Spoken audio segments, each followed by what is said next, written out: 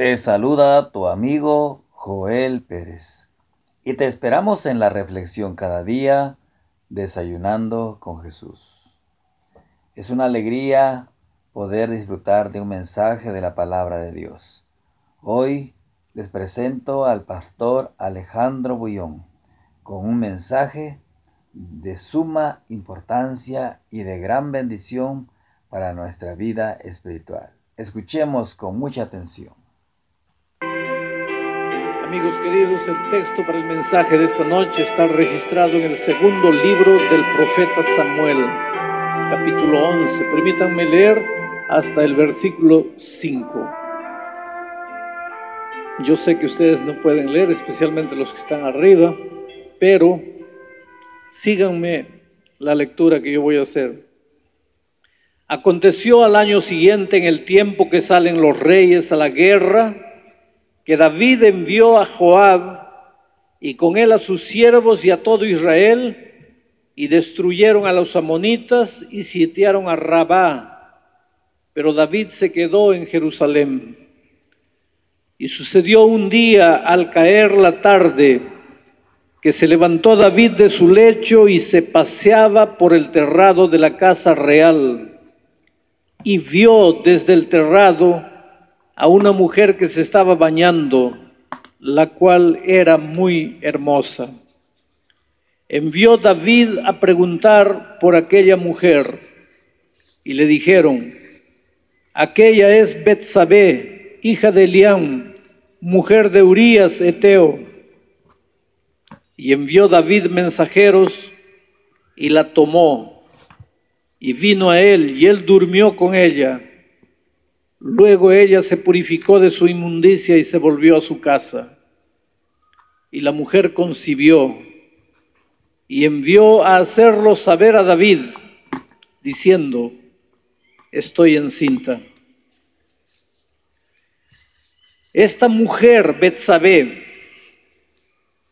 con ese pasado vergonzoso, con esa historia de pecado, con esa historia de sangre, de dolor, de mentira, de engaño, de humillación, de vergüenza.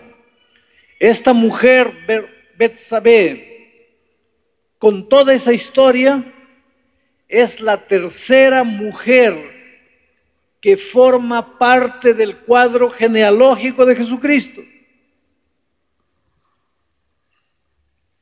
Y yo quiero detenerme esta noche para sacar el mensaje de esta historia triste de Betsabé y David. David había mandado todos sus ejércitos al campo de batalla y él se quedó en Jerusalén. En aquellos tiempos el rey nunca se quedaba en casa. En aquellos tiempos el rey era rey porque salía al campo de batalla con sus ejércitos.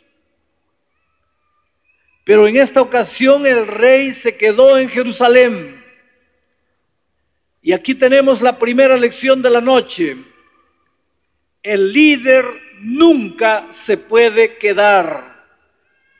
El líder tiene que estar adelante. El líder tiene que dar el ejemplo.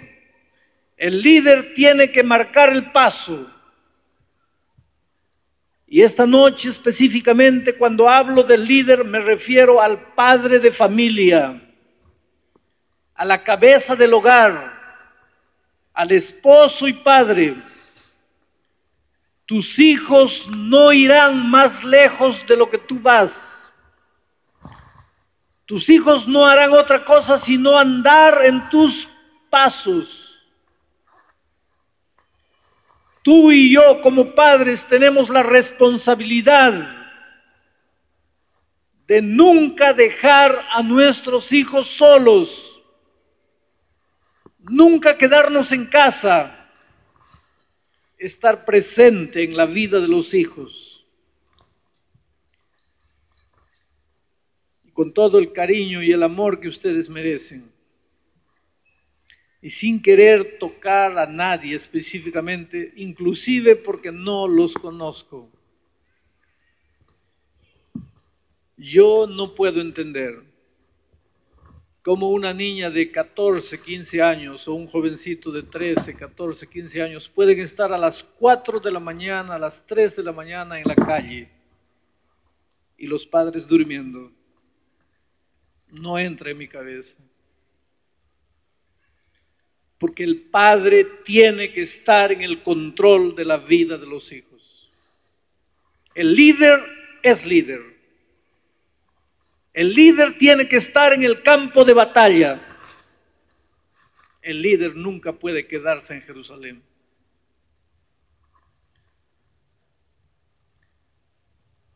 Amigos queridos, una de las cosas que el cristianismo nos enseña es a ser mejores esposos y mejores padres de familia. El líder tiene que ser amigo, el padre tiene que ser amigo de sus hijos. El líder también se equivoca, el padre también se equivoca. Y cuando te equivoques, no tengas miedo de pedirle perdón a tus hijos porque te equivocaste. No vas a perder la autoridad, al contrario, vas a crecer en el concepto de tus hijos. Ellos van a entender que tú eres un ser humano que necesita ser comprendido y que es capaz de comprender. No tengas miedo de jugar con tus niños en el suelo cuando son niños. Es la única manera de poder jugar con ellos cuando sean grandes. No tengas miedo de besar a tu hijo, de abrazarlo, de decirle todos los días que lo amas y que ese hijo es la cosa más importante en tu vida. Solamente cuando mantengas con él una relación de amistad, de cariño, de amor, estás en condiciones de esperar y de cobrar y de mostrarles el camino. Cuando Cristo venga a esta tierra, la grande pregunta que te hará el Señor Jesús es: ¿dónde están los hijos que te di? Tú y yo tendremos que dar cuentas a Dios por los hijos que nos dio. Tal vez me digas esta noche: pero pastor, para mí ya es tarde. Estoy conociendo el Evangelio y el poder de Jesucristo cuando mis hijos ya son adultos. Nunca es tarde. Nunca es tarde. Porque en 2 años tú puedes hacer lo que no hiciste en 50 años. Ese es el poder maravilloso del Señor Jesucristo. El líder se quedó en Jerusalén, mientras el ejército se fue al campo de batalla. Y entonces el texto bíblico dice que una tarde el rey David estaba paseando por la azotea del palacio real. Y dice que acababa de levantarse de la cama. Había dormido toda la tarde y cuando el sol se ponía, ahora estaba paseando. Hay un dictado que dice, hay un refrán que dice: la mente ociosa es el taller del diablo. Si tú estás luchando con un vicio, si tú estás luchando con un hábito, si tú estás luchando con un pensamiento inmundo que quieres arrancar de tu cabeza, la mejor cosa que puedes hacer es ocuparte. Ocupa tu mente, ocupa tu cuerpo, ocupa tus manos en cosas útiles. En una mente ociosa o una mente ociosa se transforma en el taller del diablo. Cuando estás sin hacer nada, suben pensamientos inmundos. A la mente entran pensamientos inmundos al corazón. Necesitas estar siempre con la mente ocupada. Necesitas amar a Jesús para que no puedas amar las cosas del mundo. Necesitas amar a tu esposa para que no pienses que puedes amar a otras mujeres. Necesitas amar valores espirituales para que las miserias de este mundo no te atraigan. Necesitas ocuparte en algo. No pases mucho tiempo libre. Emplea el tiempo libre en leer. Pero nosotros vivimos en el tiempo de la televisión. La televisión ha creado hombres mentalmente perezosos. Antiguamente, cuando no había televisión, por lo menos cuando había solamente radio, voy a hablar de una cosa, por ejemplo, con las novelas. Cuando antiguamente se pasaban novelas por radio, por lo menos el ser humano se daba el trabajo de imaginar lo que estaba escuchando. Pero hoy día la televisión le muestra todo masticado, digerido. El ser humano no se da el trabajo de pensar siquiera, solamente ve. La televisión ha creado una generación mentalmente perezosa, mentalmente ociosa, que no quiere pensar, que no le gusta pensar. Y la mente ociosa es taller del diablo. Y David estaba paseando sin hacer nada y de repente miró a la casa del vecino. No mires al carro del vecino, no mires la casa del vecino, no mires las cosas que el vecino tiene, no mires la mujer de tu prójimo, dice la ley de Dios. No codicies las cosas de tus hermanos. Agradece a Dios por lo que tienes.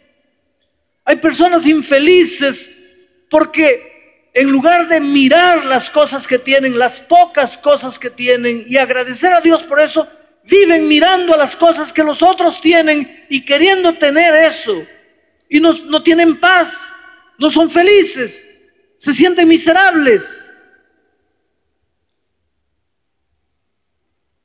Y David miró al patio del vecino y vio a la esposa del vecino bañándose. Yo no sé qué hacía la esposa del vecino bañándose al aire libre. Si podía bañarse dentro de casa. ¿Por qué tenía que bañarse en el patio? Y aquí hay un mensaje interesante que tiene que ver con la manera de vestirse de las señoras y señoritas. A mí no me gusta encarar la vida como que está prohibido vestir esto, no se puede vestir esto. No se mira la vida cristiana de esta manera, pero hay un consejo bíblico que el cristiano debe vestirse con modestia. Y Dios ha hecho las cabezas completamente diferentes. La cabeza del hombre es diferente de la mujer. Es por eso que el hombre y la mujer valen iguales delante de los ojos de Dios, pero no son iguales, son diferentes. Dios los ha hecho diferentes. El hombre es hombre y la mujer es mujer. El hombre sin la mujer es incompleto, la mujer sin el hombre es incompleto. Esa lucha de querer hacer todo lo que el hombre quiere, o el hombre querer todo lo que el hombre hace, o el hombre querer hacer todo lo que la mujer hace, es una lucha que no tiene sentido. Porque Dios ha hecho al hombre hombre y a la mujer mujer. Y la cabeza del hombre funciona de una manera diferente de cómo funciona la cabeza de la mujer. Por ejemplo, un hombre ve a una chica bonita, o una chica ve a un hombre bonito en la calle, lo ve bonito, cree que es bonito, lo encuentra bonito, pero tú nunca vas a ver a una dama mirando a un hombre bonito, siguiéndolo con los ojos hasta que el hombre desaparece en la esquina. Nunca. Pero un hombre ve a una mujer bonita y se queda mirándola hasta que desaparece en la esquina. Es decir, la cabeza del hombre es diferente de la cabeza de la mujer. El hombre mira a una mujer y comienza a imaginar. Él se estimula por lo que ve. ¿Qué tiene que ver esto con Betsabé? Vamos a llegar al punto. Cuando una mujer viste de manera que inspira pensamientos, que no debe inspirar en el hombre. Está entrando en una situación interesante que el Señor Jesús describe de la siguiente manera.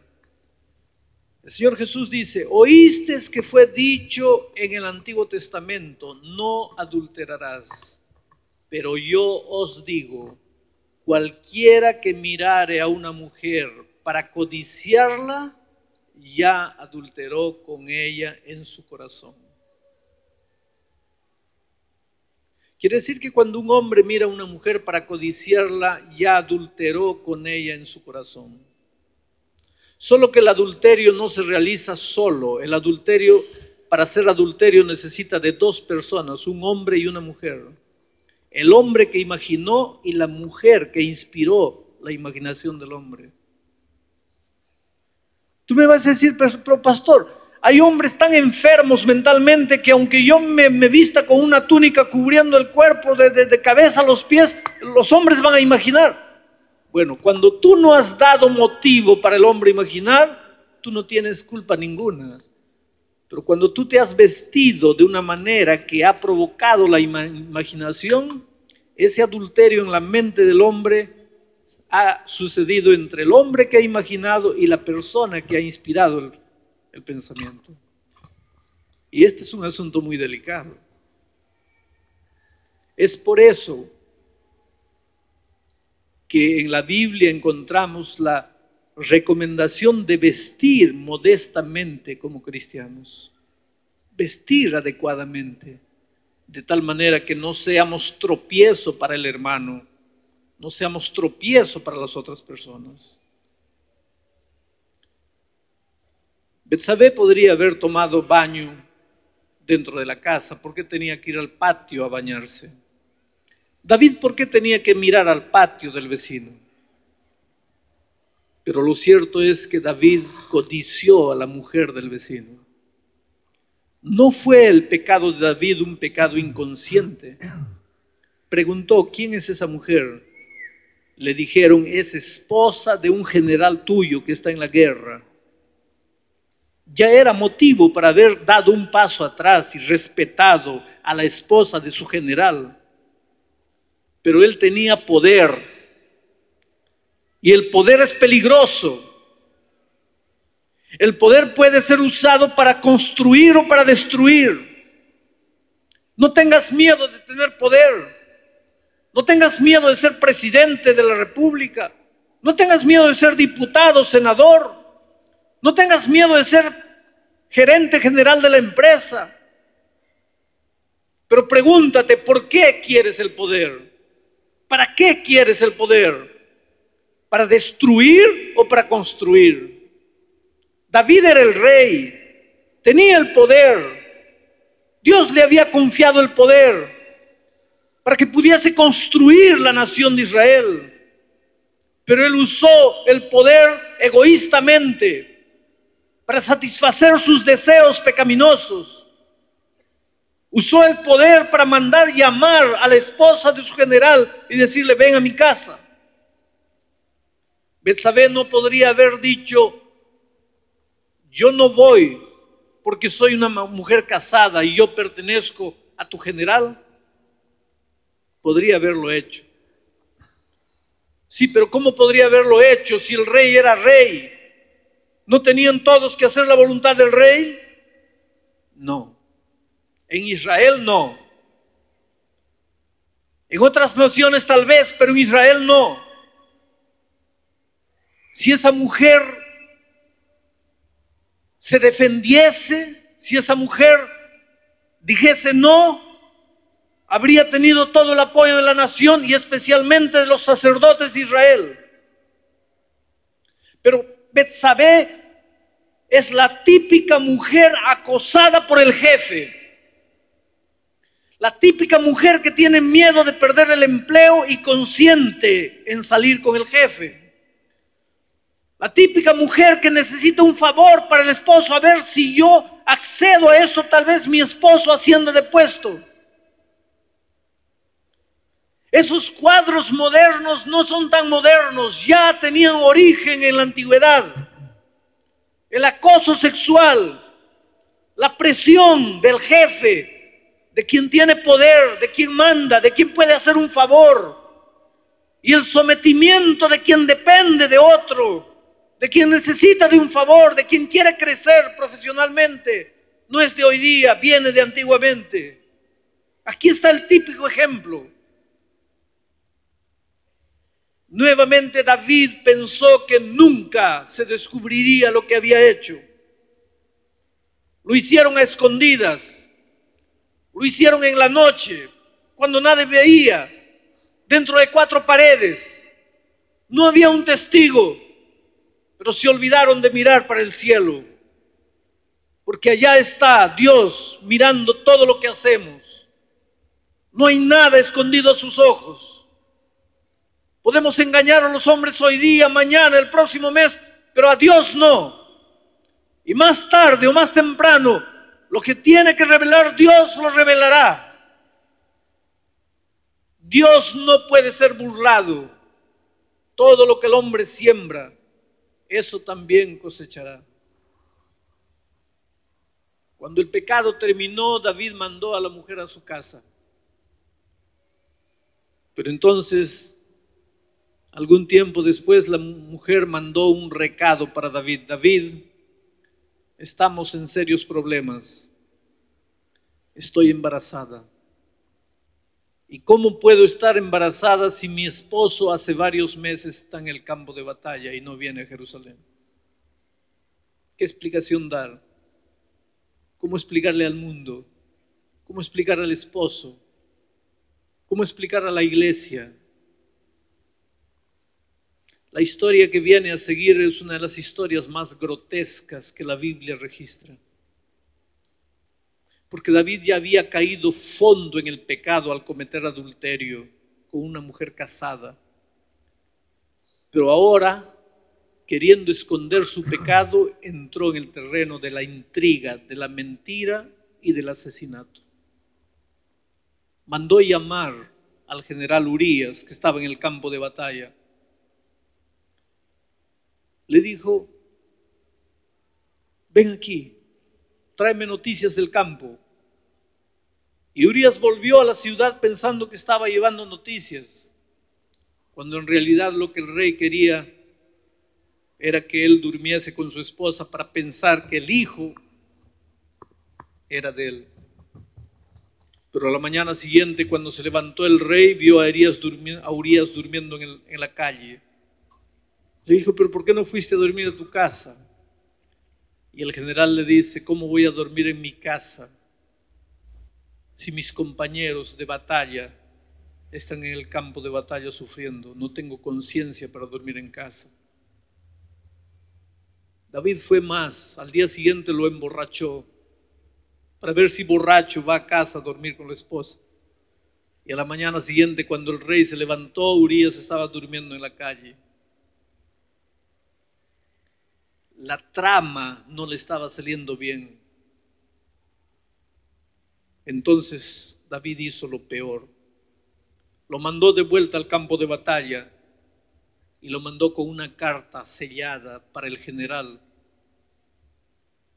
Y le dijo al general: hay una orden que tienes que cumplir. Colócalo a Urías en el lugar de mayor peligro, y cuando nadie ve, mátenlo. Y mataron a Urías y trajeron su cadáver. Héroe de guerra. Cuando trajeron el cadáver, David fue a condecorar: héroe de guerra. Así somos los seres humanos. Cometemos errores y tratamos de esconder, y para esconder mentimos, y somos capaces de llegar hasta el asesinato. Y ahora, con la viuda libre, él se casó. Ahora tenía un hogar. Seguramente trajo los sacerdotes para bendecir el hogar.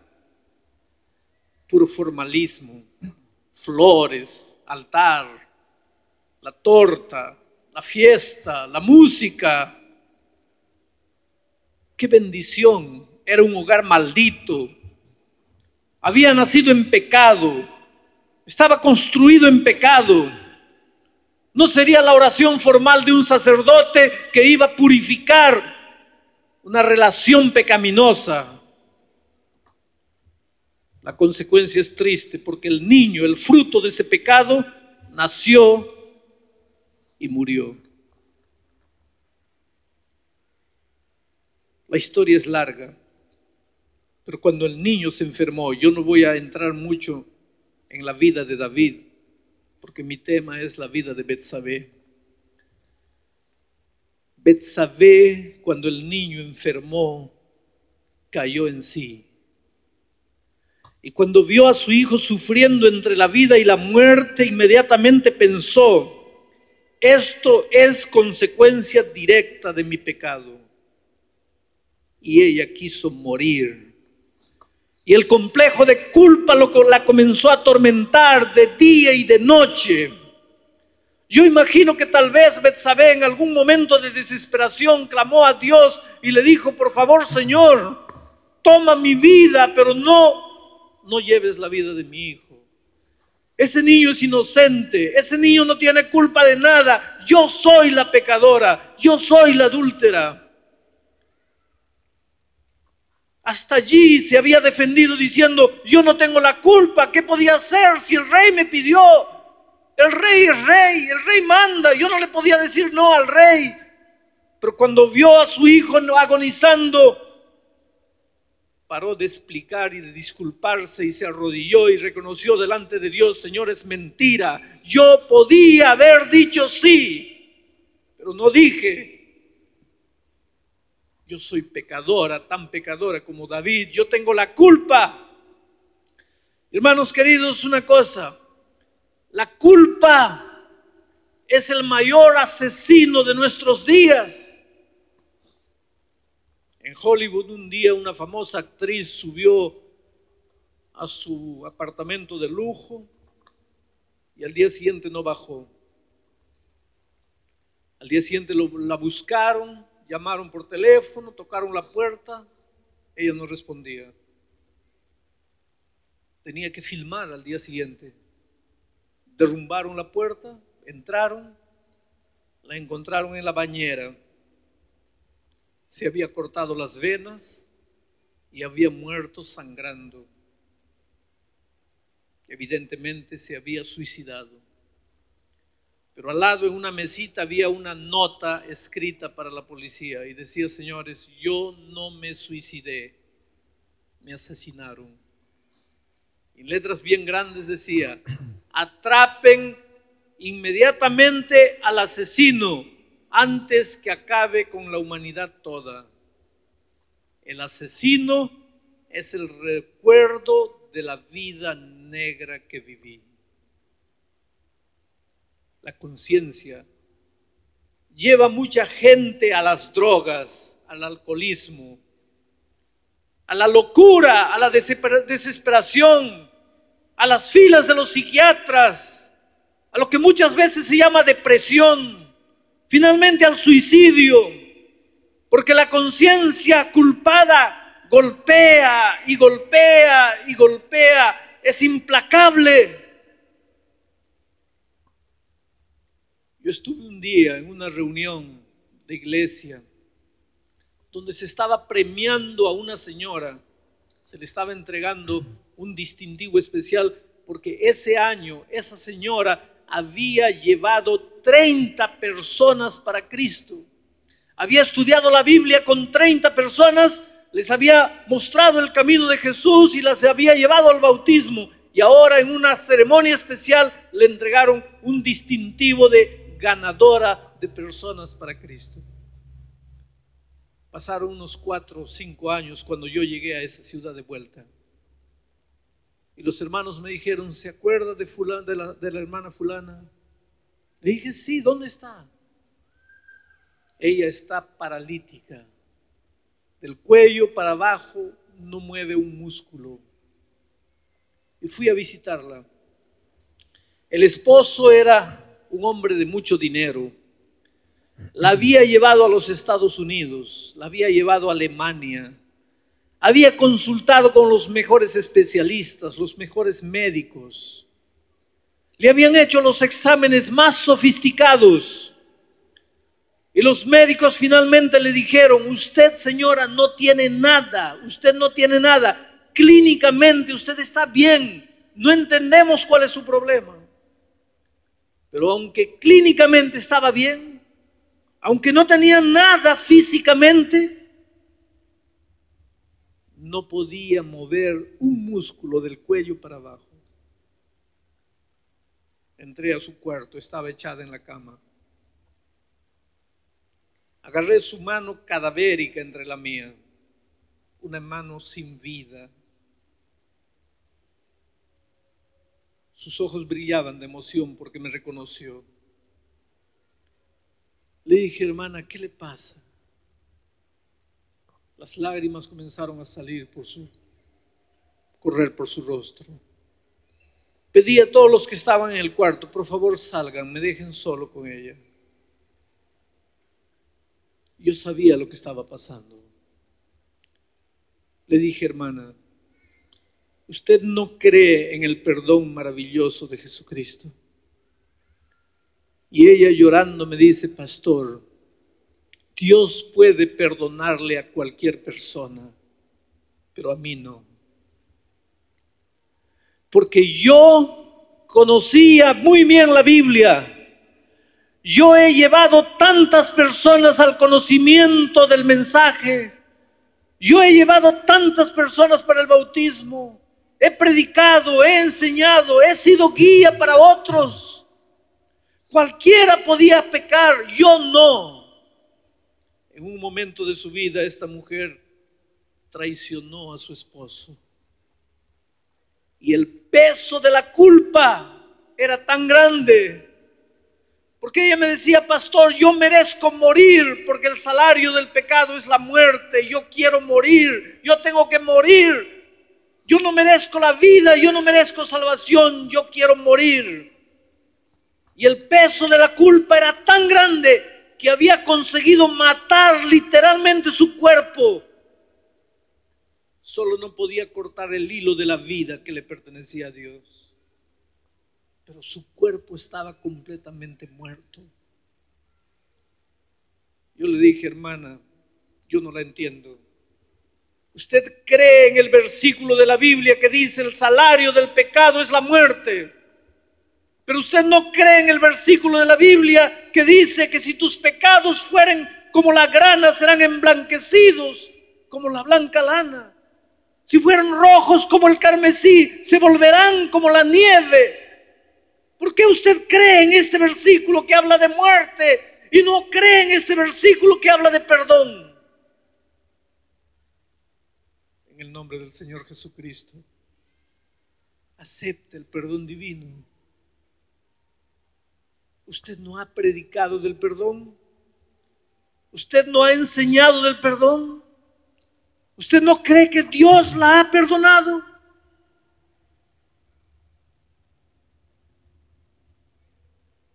Esa mujer todavía no está andando,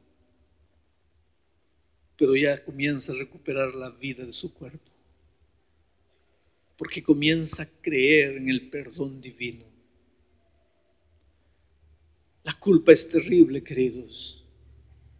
A veces cuando predico en noches como esta, una noche una señora me abrazó llorando afuera y me dice: pastor, a los 16 años provoqué un aborto.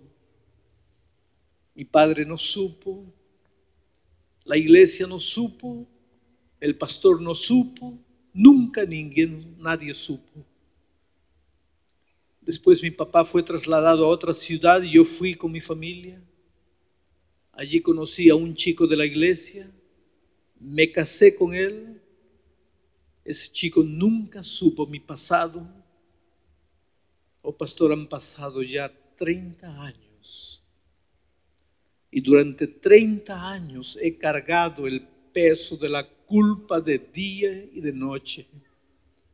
No he tenido paz en mi corazón, sintiendo que Dios podría perdonar cualquier cosa, pero mis manos están manchadas de sangre. Yo corté la vida de un nené que ni siquiera había nacido para esconder mi pecado. Oh, pastor, yo pensaba que no tenía derecho al perdón, pero esta noche yo vi lágrimas en sus ojos. Usted no me conoce, usted no sabe quién soy, pero yo vi lágrimas en sus ojos cuando me decía, en el nombre de Jesús, hijo, no vivas más atormentado por el pasado, porque Dios te perdonó. Y pastor, yo vuelvo a mi casa como si hubieran sacado un peso de 1 tonelada de mis hombros. Estoy perdonada, estoy libre de la culpa. Yo sé que Dios me ama, yo sé que Él me ha aceptado. Y yo le dije, hermana, vaya en paz.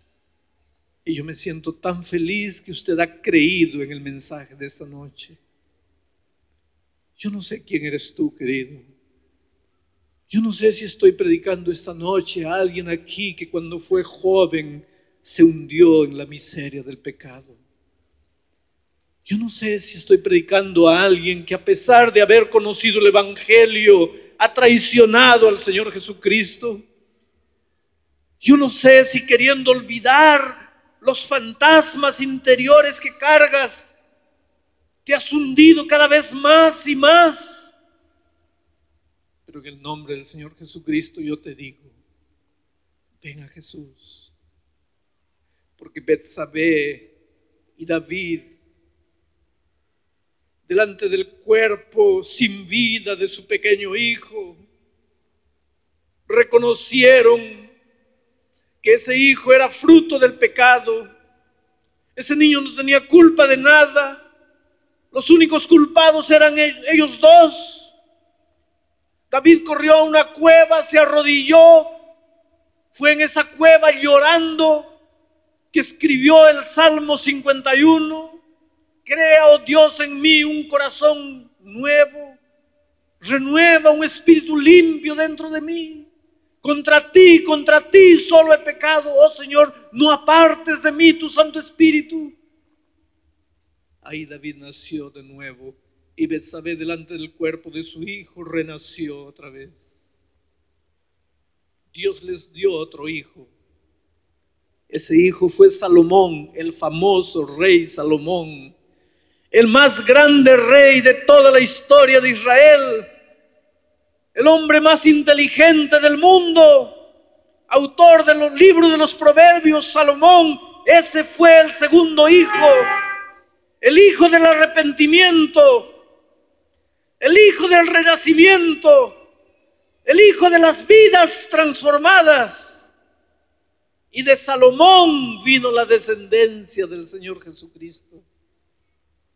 Y es por eso que Betsabé aparece en el cuadro genealógico de Jesucristo, porque cuando Dios perdona, olvida. Porque cuando Dios perdona, echa en el fondo del mar el pecado, no se acuerda nunca más. A veces caes una vez y otra vez y otra vez. Y un día, cansado de caer y cansado de pecar, sientes que estás perdido. Quisieras ser perdonado, pero te sientes indigno. Y clamas a Dios: Señor, perdóname, pero estoy aquí otra vez para pedirte perdón por el mismo pecado. Y el Señor Jesucristo te sonríe, te mira y te dice: hijo, perdón otra vez. ¿Por qué? Si es la primera vez que te estoy viendo. ¿Y sabes por qué? Porque cuando Dios perdona, olvida. No se acuerda de las 500,000 veces que ya le pediste perdón. No se acuerda. Él solo se acuerda de la vez en que tú llegas para pedir perdón. Ah, pastor, ¿cómo puedo pedirle perdón a Dios por el mismo pecado todos los días? Tú vas a estar perdido solo cuando tú pares de pedir perdón. Pero mientras tú sientas necesidad de decirle, Señor, perdóname, el Señor Jesucristo te va a perdonar. Claro que el perdón no es barato. A Él le costó y le costó mucho. Él pagó con la vida de su propio Hijo en la cruz del Calvario. Yo no podía entender el amor maravilloso del Padre al dar a su Hijo Jesucristo, hasta el día en que yo entré al hospital y colocaron en mis brazos el cuerpo de mi primer hijo. Y cuando tuve ese niño en mis brazos, yo entendí cuánto me amó el Padre, porque yo sería incapaz de dar mi hijo. A veces yo me arrodillo y le digo, Señor, dame la alegría de morir sin enterrar nunca a un hijo mío. Y si yo estoy predicando esta noche para un padre que tuvo la tristeza de perder un hijo, tú me vas a entender lo que estoy diciendo. Porque que un hijo entierre a su padre, eso es normal, eso es natural, eso es lógico. Pero que un padre entierre a su hijo, eso no es lógico. Eso es locura. Eso va contra la naturaleza.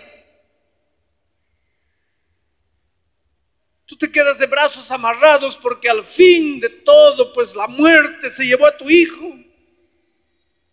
Pero ¿serías tú capaz de matar tu hijo? De ofrecer tu hijo, de entregar tu hijo. Y cuando yo miro mi vida, y cuando yo me arrodillo para pedir perdón, y cuando yo miro a la cruz del Calvario, y cuando yo me veo egoísta, incapaz de poder, de siquiera ver muerto a mi hijo, y yo pienso en el amor de Dios, que viendo su hijo clavado en una miserable cruz no podía hacer nada. Yo entiendo que no fue barato el precio de mi pecado. Él lo dio todo. Lo dio todo para salvarte. Por eso, querido, tú no tienes el derecho de perderte. Tú no tienes el derecho de salir corriendo y vivir infeliz, atormentado por el complejo de culpa. Tú tendrías que correr a los brazos de Jesús y decirle, Señor, tú sufriste por mí, no quiero que sufras más. Yo te devuelvo mi vida. Betsabé lo hizo. Y cuando pidió perdón, Dios se olvidó de su pasado y coloca su nombre en el cuadro genealógico de Jesucristo. Yo te voy a hacer una invitación esta noche. La invitación no es para las personas que ya se han levantado el miércoles y que ya se han levantado anoche, porque ya tomaron su decisión de prepararse para un futuro bautismo. Pero si tú todavía no has decidido bautizarte, entregarte definitivamente a Jesús, pero quieres decidir entregarle tu vida y pertenecer a Jesús y unirte a la iglesia de Dios en esta tierra y prepararte para la vuelta de Cristo, y si tú has entendido que tu salvación le costó la vida al Hijo y le costó horrores al Padre que vio morir a su Hijo, y si tú esta noche crees que valió la pena que Jesús haya muerto para salvarte, porque quieres devolverte a Él, yo voy a pedir a Clair que venga para cantar, porque mientras ella canta yo quiero que tú te levantes y vengas aquí entregándole la vida a Jesús y diciéndole a Él que quieres prepararte para un futuro bautismo. ¿Quién es la primera persona que quisiera levantarse y venir? Cuando la primera persona venga, ella va a comenzar a cantar. Yo voy a estar orando en mi corazón para que el Espíritu de Dios te traiga. Baja de donde estás. Gracias a Dios por ese joven.